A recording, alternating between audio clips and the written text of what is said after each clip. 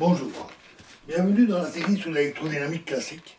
Donc, nous allons parler des méthodes numériques pour la magnétostatique. Alors, la méthode de relaxation, ou plus généralement la méthode des éléments finis, qu'on a vu, permettent de déterminer numériquement des champs magnétiques bidimensionnels en présence de fer ou d'autres matériaux de perméabilité élevée.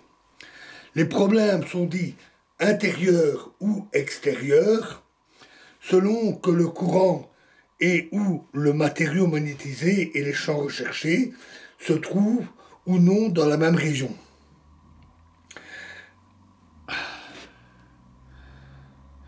Alors considérons tout d'abord les conditions limites pour les composants du champ à l'interface séparant un milieu de perméabilité élevé donné d'un milieu de perméabilité mu0.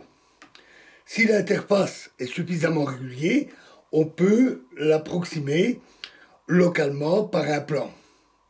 En l'absence de courant de surface, les conditions limites se réduisent à la continuité lors de la traversée de la surface des composantes tangentielles de H et normales de B. Donc on associe. On a ici un matériau de perméabilité élevé. Ici, on a mu0. Alors, on va avoir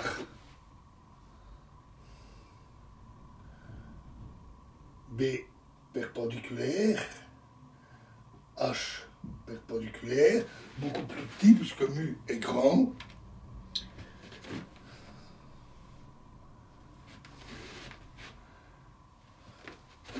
B parallèle et H perpendiculaire. Avec ici H et ici B. Donc ici on a la même composante normale pour B perpendiculaire.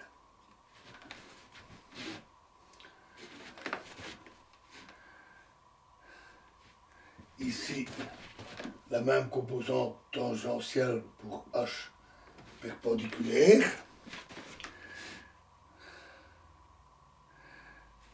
On va noter de 0 pour, dans le vide, égale à mu0 H perpendiculaire 0 et mu 0 H perpendiculaire 0 égale parallèle, pardon, égale B parallèle 0. Et le champ B.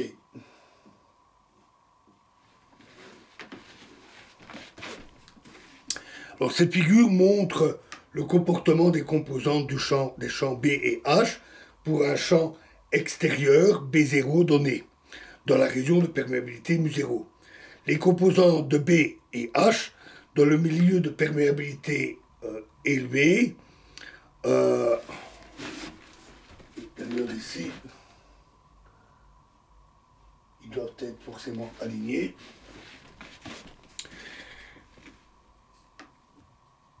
Donc ils sont dans le milieu de perméabilité élevé, ils sont davantage parallèles à l'interface. La valeur de l'induction magnétique près de l'interface dans le milieu de perméabilité élevé est B carré est égal à B perpendiculaire 0 carré plus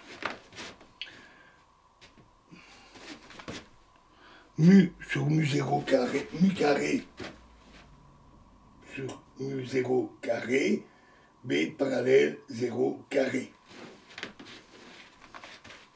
Tandis que la densité d'énergie, on en reparlera dans pas très longtemps, au même endroit, elle vaut 1 sur 2 mu de B carré est égal à 1 sur 2 mu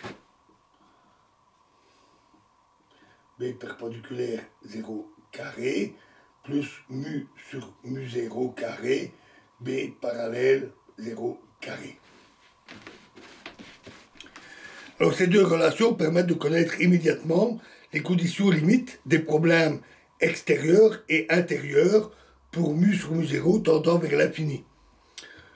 Le champ magnétostatique, le plus commun est le champ qui est associé à un aimant permanent de perméabilité élevée ou à un noyau de fer excité par un roulement parcouru par un courant. La zone intéressante est la région de perméabilité mu0, délimitée par là où les pièces polaires du système, ça peut être un moteur par exemple, ou un transformateur. Ce problème extérieur, c'est le problème extérieur archétypal. Si on suppose que l'énergie emmagasinée dans le milieu de perméabilité élevée est finie, l'expression de l'énergie montre que pour mu sur mu0 tendant vers l'infini, la composante parallèle du champ magnétique extérieur s'annule. Le champ magnétique extérieur est perpendiculaire à l'interface. Et ce sont justement les conditions limites pour le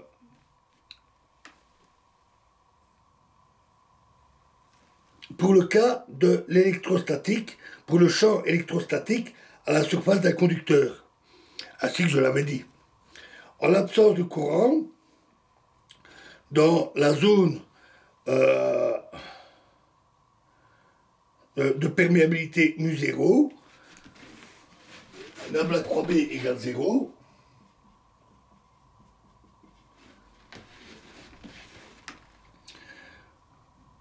et donc alors on peut écrire H égale moins nabla phi m. Le potentiel scalaire magnétique vérifie l'équation de Laplace, nabla carré phi m égale 0.